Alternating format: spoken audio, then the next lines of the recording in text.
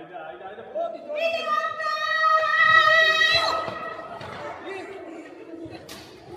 Pa što nisi zakočio prije? Policijska uprava Brodsko-posavska ove godine je sredstva koja su nam dodijeljena kroz Nacionalni plan sigurnosti cestovnog prometa odlučila potrošiti upravo na ovakav način.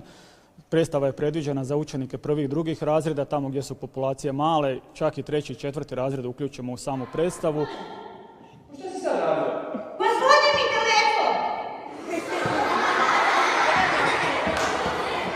Došli smo na ideju da sigurnost u prometu prenesemo putem naše lutke Pinokija. Tema i je, znači Pinokio stvarno je dobiva početnicu od Džepeta i ide u školu, a šta se događa? Događa se da on uopće nema pojma o prometnim pravilima.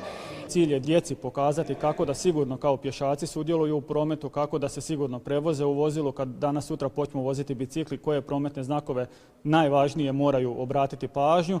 Naučila sam o nekim znakovima i da trebamo biti sigurni na cesti. Pa da se ne smije prelaziti cesta bez gledanja lijevo i desno i bilo mi je super.